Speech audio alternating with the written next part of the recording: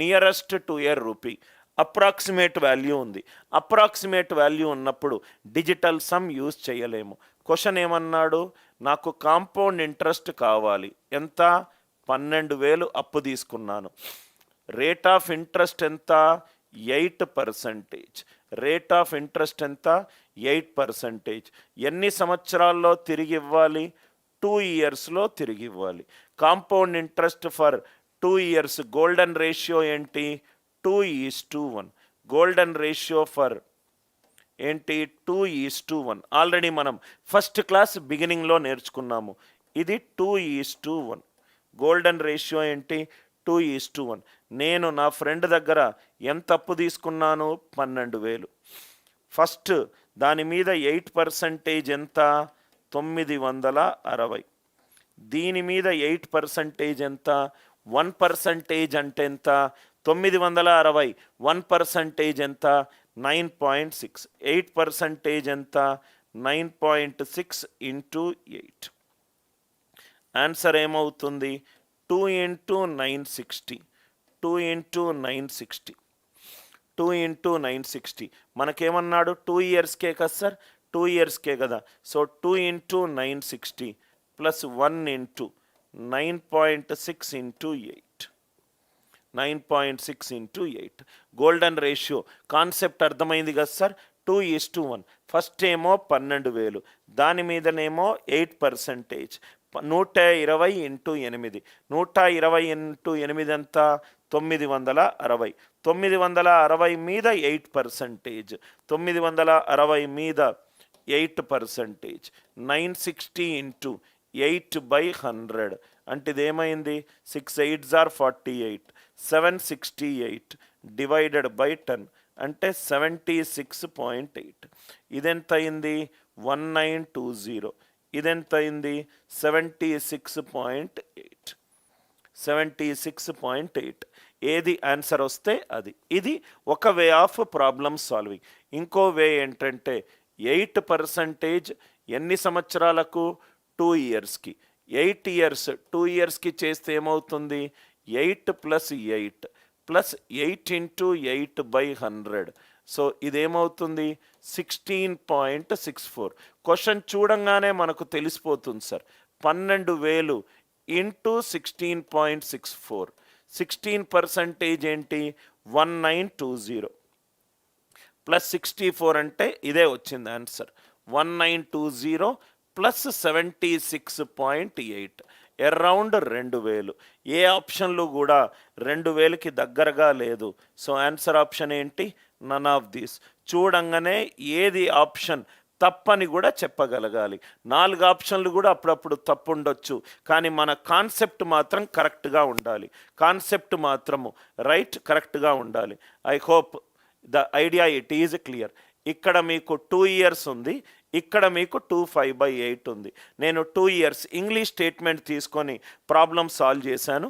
ఇక్కడ 2/5/8 ఉంటే ఎలా సాల్వ్ చేయాలి కూడా, 2/5/8 ఉంటే ఏమవుతుంది, ఇంగ్లీష్లో 2 ఇయర్స్ ఉంది. సో తెలుగులో ఇక్కడ 2/5/8. అందుకే ఆన్సర్ ఆప్షన్స్ మ్యాచ్ అవ్వలేదు. 2/5/8 తీసుకుంటే ఏమవుతుంది అది కూడా ఎక్స్ప్లెయిన్ చేస్తాను. ఫస్ట్ ఇయర్ ఏమో 8, సెకండ్ ఇయర్ ఏమో 8, థర్డ్ ఇయర్ ఏమో 5/8 ఆఫ్ 8, 5%. 8 విత్ 8 ఎంత వచ్చింది, 16.64 వచ్చింది. 16.64 విత్ 5.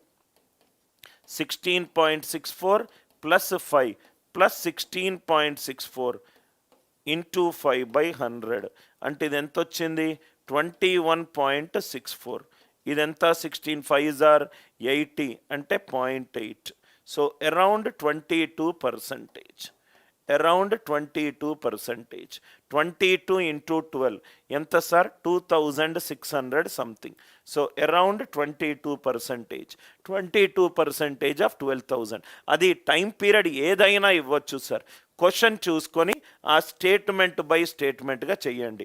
ఇంగ్లీష్ స్టేట్మెంట్లో 2 ఇయర్స్ అని ఉంది కాబట్టి గోల్డెన్ రేషియో 2:1 యూజ్ చేశాను. తెలుగులో ఇక్కడ ఈ 2 ఇయర్స్ చేస్తే ఆన్సర్ నన్ ఆఫ్ దీస్ వచ్చింది. అదే 2/5/8 తీసుకుంటే ఇది లాజిక్. అరౌండ్ 2600 సంథింగ్ ఆన్సర్ వస్తుంది. Are you all with me? Right. మీకు క్వశ్చన్తో సంబంధం లేదు, లాజిక్ ఏది టైం పీరియడ్ ఇస్తే ఎలా చెయ్యాలి మాత్రం నేర్చుకోండి. Right. Next one, a certain some amounts to. ఫైనల్గా నేను నా ఫ్రెండ్కి డబ్బుతో పాటు ఇచ్చిన వడ్డీతో అమౌంట్ ఎంత? 4205.55.